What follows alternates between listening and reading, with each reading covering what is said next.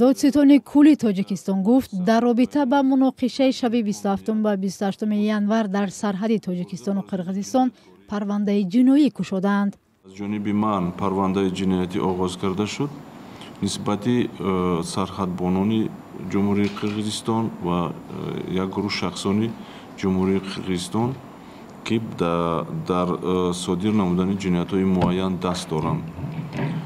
اما دادستان تفصیلات نداد که نسبت چند نفر و بر اساس کدام ماده پرونده باز شده است.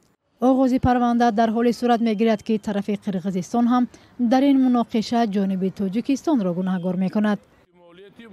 حقوقشناسان میگویند در چنین حالت‌ها باز کردن پرونده صلاحیت هر کشور است.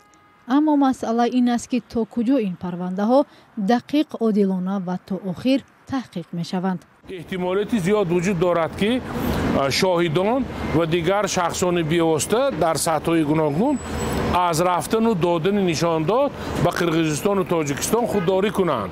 این نیز یک جهت معما است. مناقشه اخیر مرزی 9 ماه بعد از زدوخورد مسلحانه بی سابقه در سرحد تاجیکستان و قرقیزستان رخ داد.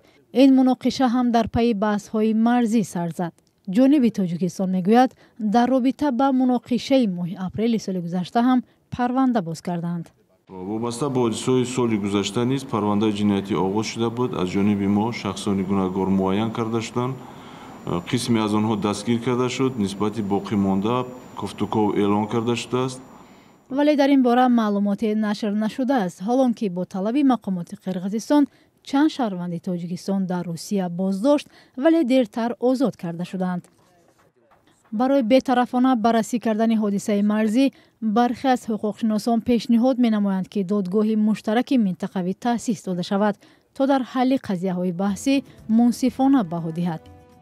زدوخورد مسلحانه در سرحد تاجیکستان و قرقیزستان شام 27 ینور امسال پس از آن روی داد که مقامات دو کشور یکدیگر را به راهبندی گناهکار کردند.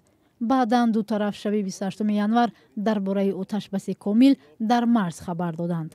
سبب مناقشه و دعوا و خونریزی بیشتر از 400 کیلومتر مرزی تعیین نشده تاجیکستان و قرقیزستان است. دو طرف در مدت 30 سال نتوانستند در این مسئله به موافقه برسند. جنگ و دعوا هم اساساً برای زمین، راه و آب و منابع طبیعی سر میزند.